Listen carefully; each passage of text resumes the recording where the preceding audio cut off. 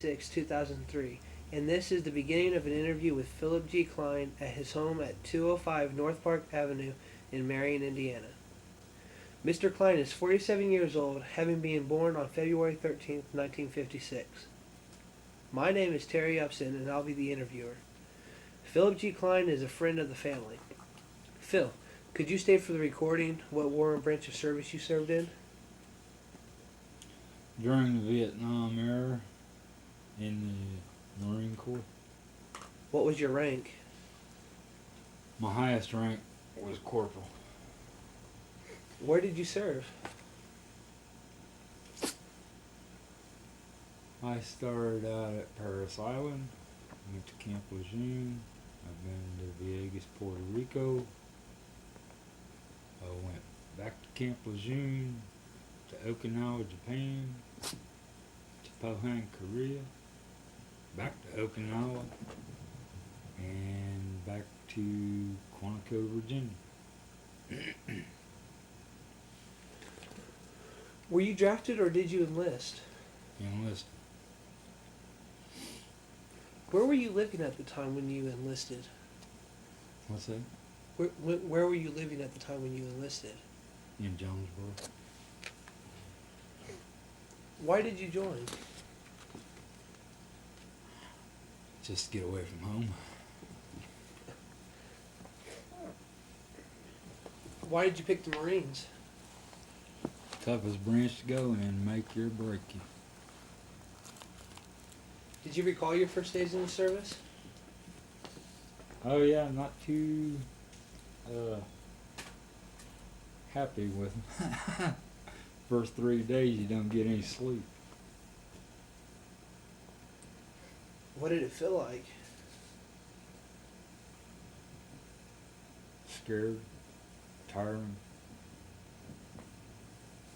fear of the unknown.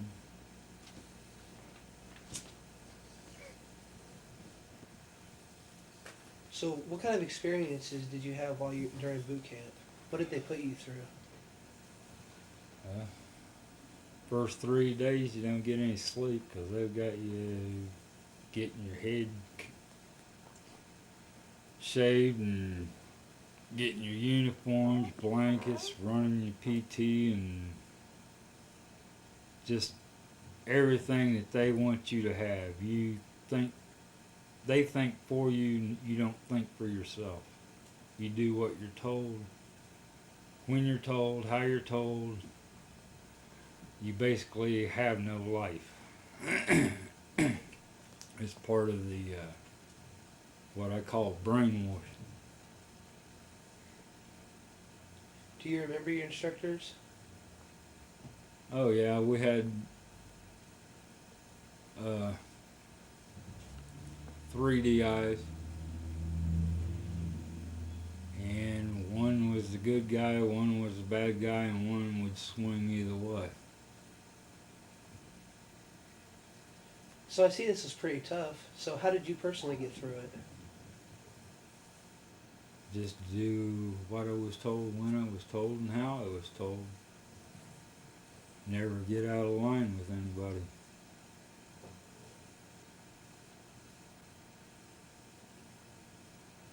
When did you serve in the Vietnam War?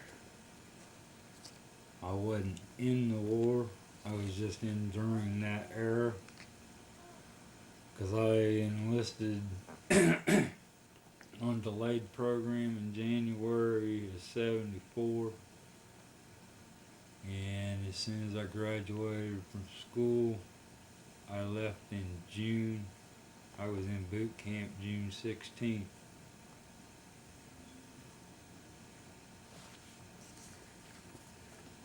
You said you were in Okinawa for a while. Do you remember arriving and what it was like there?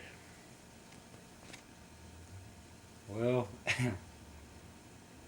the trip to Okinawa, I don't very well remember because from the time the plane lifted off till it landed, I was asleep.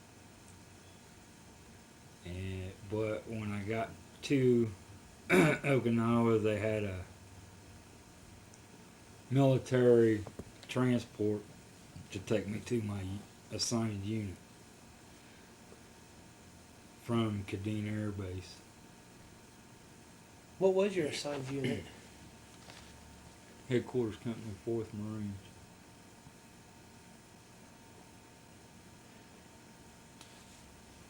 So, did you ever experience like anything that would like while you were in Okinawa? Was it like was there any times where you were put on alert or threatened or told that you had to go into combat? Yeah, after 2-week exercise at Pohang, Korea, we went back to Okinawa, and 2 officers got killed over there around the DMZ, and that's when they put us on standby to go back there because they thought we was going into combat with North Korea. At the time, I was in a teletype room, and we always kept a weapon there because it was a top secret room. But at the time we went on alert, I not only had the weapon that was already in the comm center room, but I had to carry another 45 and an M16 with my backpack, ready to pull out at any time. You said that those officers they died. Were they part of your unit or were they of a separate unit? They were stationed in Korea. So, was there anybody in your unit that died? No.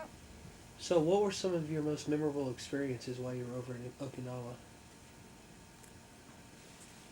Oh.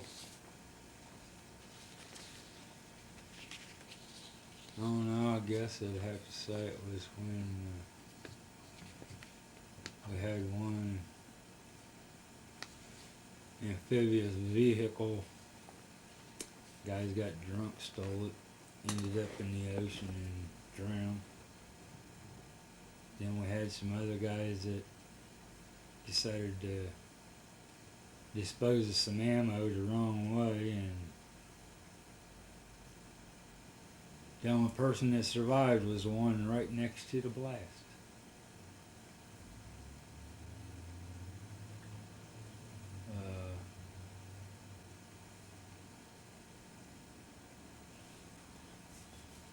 I had a bad spell and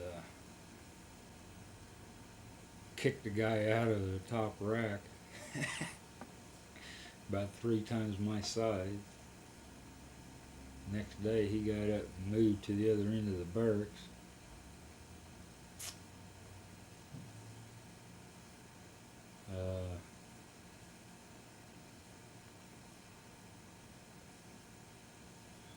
Bar of Miami's where I used to hang out in Kenville, Kinson.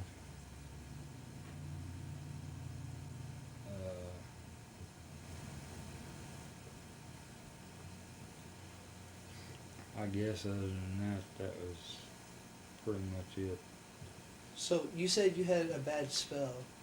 Was that like, when you say bad spell, does that mean you were in a bad mood, or did you go through No, while I was asleep, I woke up unable to breathe, and because I couldn't breathe, I kicked the guy out of the rack above me to get help, and because of that, that's why he moved to the other end of the barracks. He didn't want to get kicked out of that top bunk again. your breathing problem, not being able to breathe? Was that because of a previous injury that you sustained? I don't know if it was because of an injury or what. I do remember that when that happened, I was having a nightmare.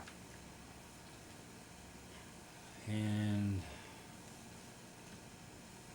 at the time of having the nightmare, it just stopped my breathing, and that's when I woke up. So, while you were gone, how did you stay in touch with your family? Mail, phone. What was the food like there? Was it good or just good enough to sustain you? Well, I guess it's like any place else. About like eating at a restaurant. It's all made up in a large quantity for everybody. And as far as sea rations in the field, we was using World War II sea rations in cans. It's pretty old food. Do Yeah, rations last pretty long? Yeah, they were all vacuum sealed. Interesting. Did you guys, like, I understand you guys, obviously, you said you have plenty of food. Did you guys ever run out of supplies? Oh no.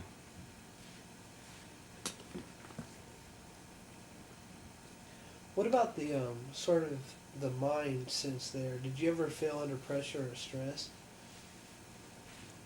That was constant. It didn't matter because you got so many other people over you watching what you're doing. And they could write you up for anything they wanted to if they wanted to follow you around with the UCMJ, so you could get an Article 15 for anything. Spitting on the sidewalk. Conduct unbecoming, so. What's in Article 15? General court-martial. So was there anything you did special while you were there for, like, good luck or to make you feel better?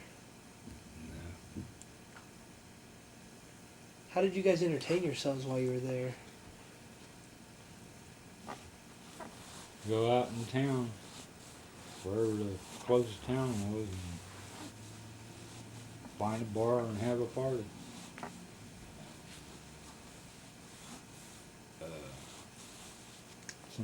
Sometimes sit in the barracks and played cards.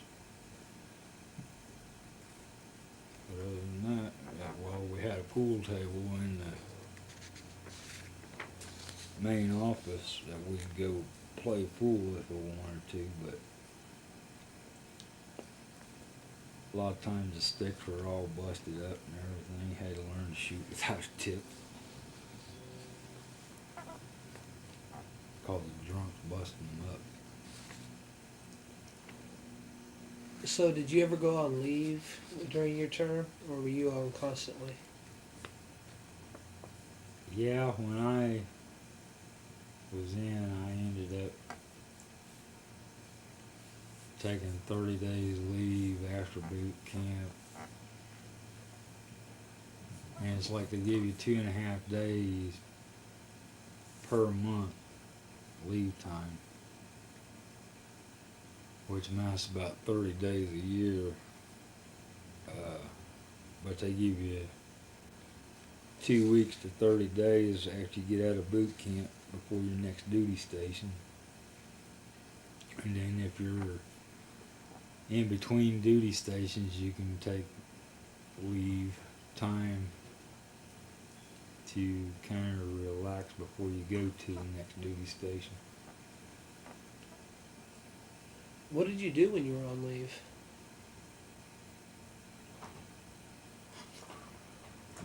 Just run around town, seeing all the people that I had left behind.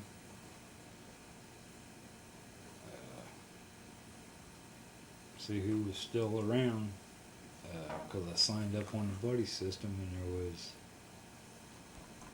like 6. There was 6 or 7 of us who signed up on the buddy system, but there was 4 left in one group, and there was 2 or 3 in the other group. They all went to boot camp at different times.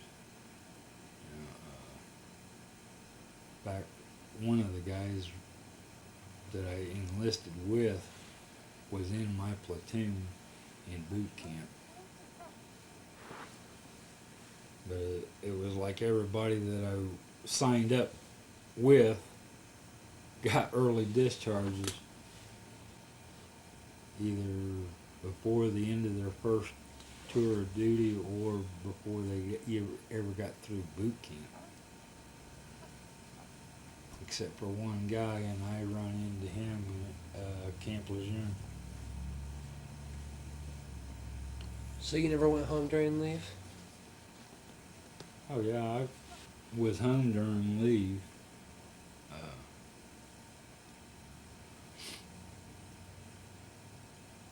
But it was, I don't know.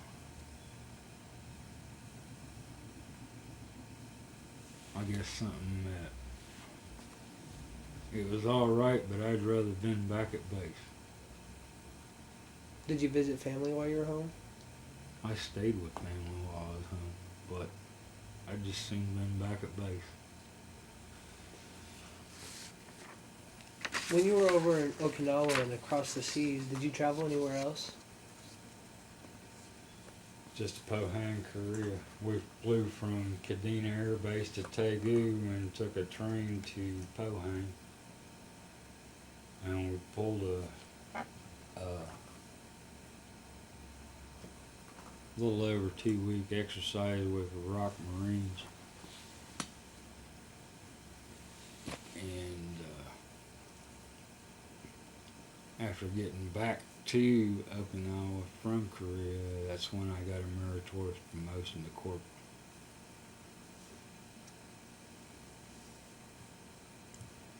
Do you recall any particularly unusual events or something that was really funny that happened?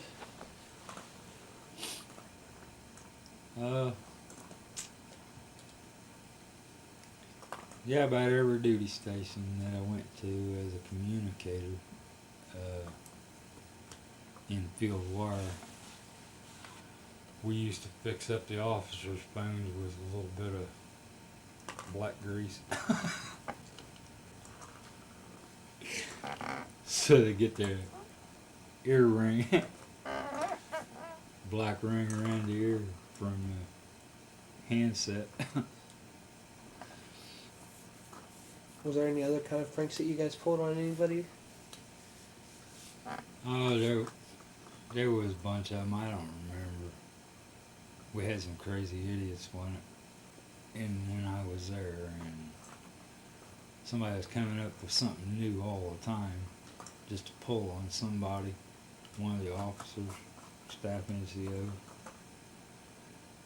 If they'd have got caught, they'd have got an Article 15, more than likely, because they wasn't into joking around.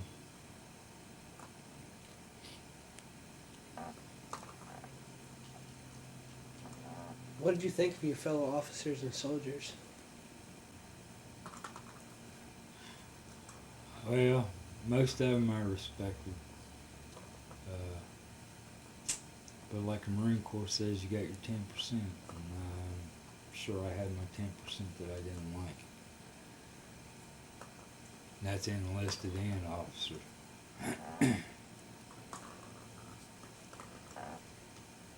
Especially at my last duty station. I had one officer I just didn't get along with. And he wanted to write me up for not doing what he wanted me to do. And I stuck to my guns, though, and I wouldn't back down from him. And they just went up the chain of command, sending somebody out to talk to me about it. And before I knew it, I was in front of the captain. And I made a deal with the captain that if things worked out my way, then he was to get the lieutenant away from me and keep him away from me, and not to say another word to me for anything. And if things didn't work out the way I'd done everything, then they could write me up, and I would agree to it. And so it ended up that things worked out my way, so the lieutenant got put away in his own little cubby hole away from me. So, what happened between you two to get to where you guys didn't get along? Oh, he was wanting me to do a project his way after I only had about 3 hours left into the project. And I wouldn't change anything to suit him.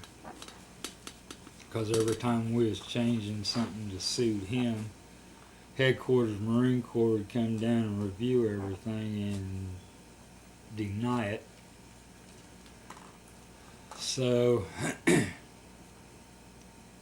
being as I only had such a short time left to work on this project, he wanted to come in and make me back up and start redoing everything his way, and I wouldn't do it.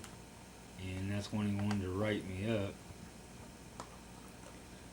And that's when the argument started between me and him, and he ended up in front of the captain. Well, I finished it my way. Headquarters Marine Corps reviewed it. They took it with them. They didn't send it back. So that's how I got rid of the lieutenant.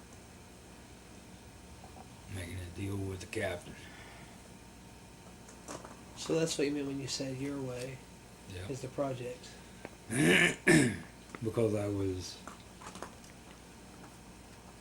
on my second enlistment, I re-enlisted as a photographer, which I was trained in motion pictures, television, and production specialist. I learned lighting, sound, directing, the whole 9 yards. And even to this day, it's hard for me to watch a movie. I just soon watch a news program, a talk show. But when it comes to movies, I just can't get into it because I know what it's like to be behind the camera, beside the camera, above the camera, and knowing what I know about the editing process and everything there is there, and I lose interest in a movie because if I watch a movie, all I'm doing is sitting there looking for mistakes. It's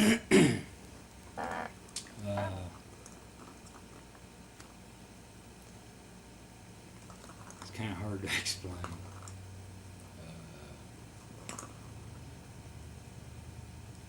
Whereas watching talk shows or news programs, there's no real editing behind anything. It's informative, and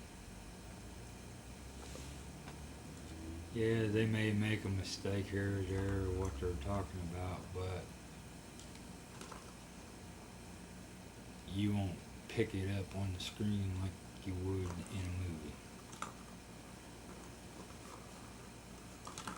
So, you said that you were making movies yourself. Is there any videos you made of the war while you were down there? Or of where you were at? No, everything that I worked on was kept by the Marine Corps. And it's on odd-sized tape. Nobody in civilian life can look at it. They've done away with the government. Slowly doing away with the government size recorders that we had at that time. And everything has to be transferred, re-recorded and everything. And it's kept in an archive. At different bases they have their own archive. Like a storage warehouse, and they can take you clear back to when they first got the first camera.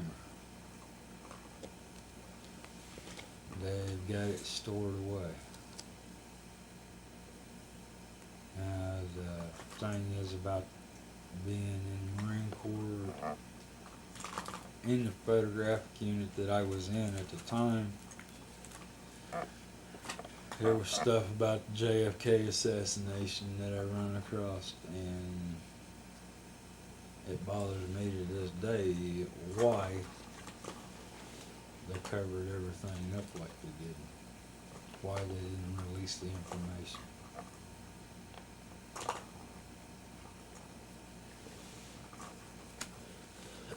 When you were in service, did you keep like a personal journal? Nope.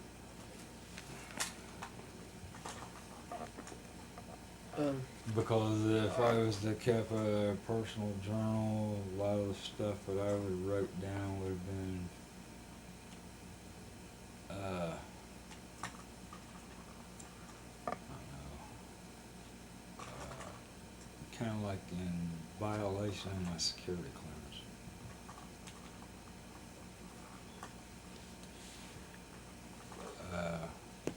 Even after I was discharged, 3 or 4 years after I was discharged, I started going through some old boxes.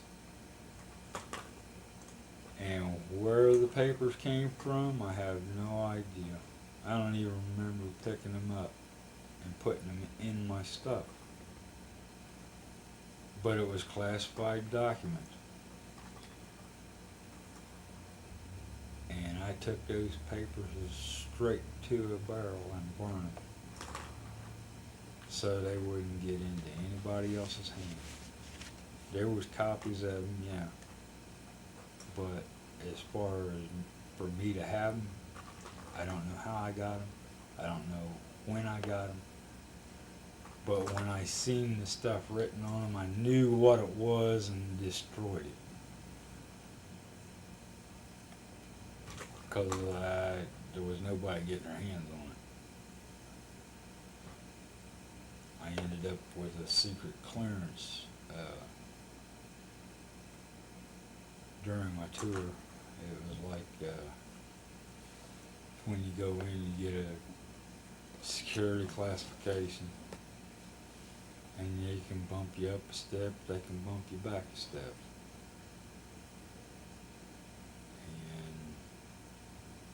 And I managed to go from classified to secret. But at the same time, I was working with top secret documents.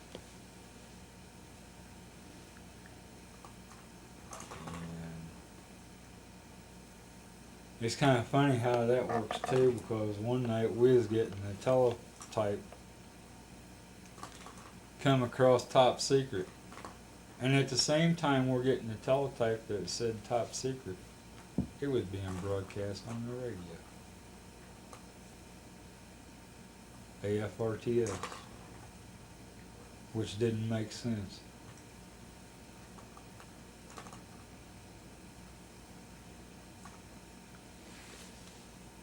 So, do you recall the day your service ended? Well, that was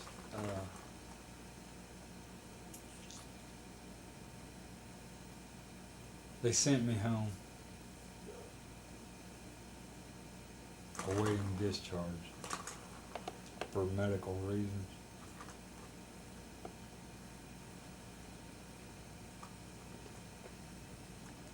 And within about 3 days of getting home on awaiting discharge, I got married. So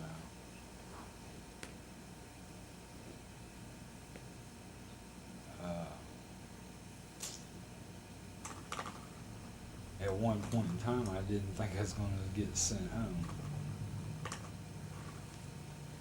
but they decided that it was better because of my disability that they sent me home. So I quit trying to fight it. What was your disability? Possible seizure disorder and spondylolisthesis, spinal stenosis of the back. Of course, after falling off the top of a telephone pole, that probably messed my back up. And after being hit in the head 7 or 8 times by various objects, that's probably what kicked the seizures in. So they decided to discharge me over that. So Where were you stationed at the time they decided to discharge you? Quantico, Virginia. And that was on my second enlistment.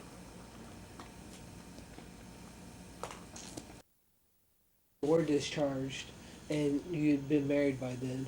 What did you do afterwards for a little while, as in just shortly after you were discharged? Other than getting married, I worked as a painter for my father-in-law. Then I got a job with the VA in housekeeping.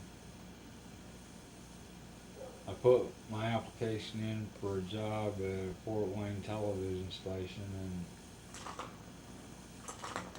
I was supposed to have gotten a tape from my last unit to help get the job, but they didn't send it to me.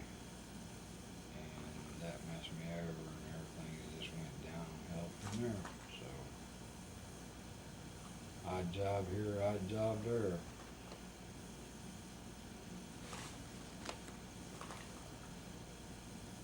So, were there any close friendships that you made while in the service that you maintained after you were discharged? One, and that was with a guy from headquarters, 4th Marines in Japan. He lives in New York. And what happened was he ended up buying his mom and dad's house. They moved to Florida. So every couple of years we get in contact with one another. It's just I haven't made a trip up there to see him. But we talk on the phone. Where does he live? Middletown, New York.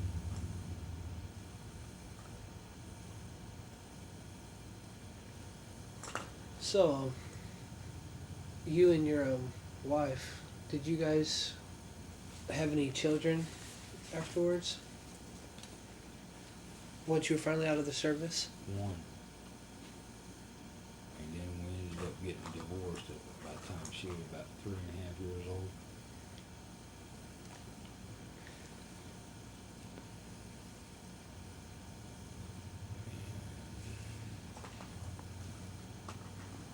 We got divorced, and, well, I should say, I got an older daughter that's illegitimate, but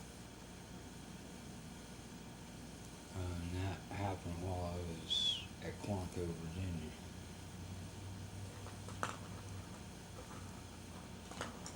But at the time, the way things were going, I had to do a lot of things that I felt necessary to protect myself and the officers over me. And I don't know, I did what I felt I had to do.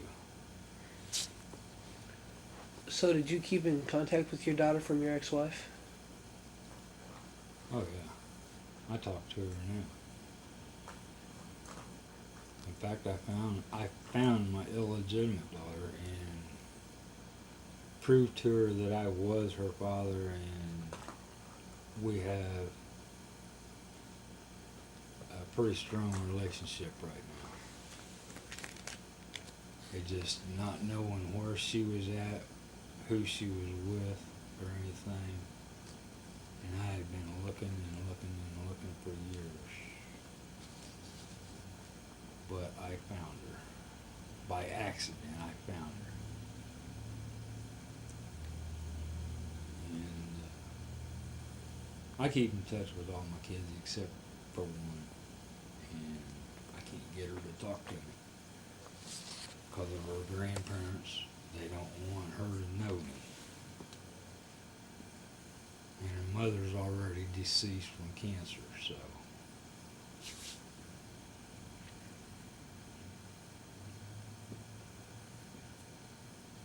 Did you join a veteran organization? I'm a member of the Legion. I used to be a member of DAVs, but I dropped out of that. I kept my dues paid with the Legion. I've been wanting to sign up in the Marine Corps League. And I've got an application to do so. I just got to get it filled out and sent in.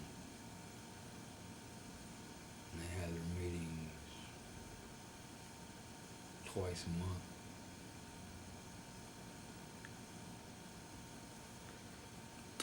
So, have you received any awards or medals for your services? The only ribbons, I had a National Service ribbon. I got the Good Conduct ribbon, which 3 years, no office hours.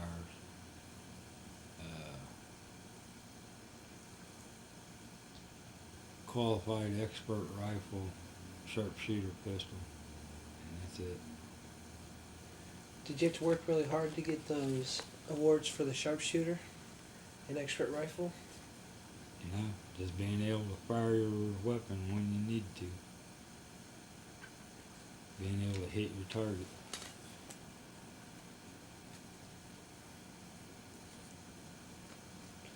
Okay. Thank you, Phil, for allowing me to interview you. It's alright. And good luck with later life.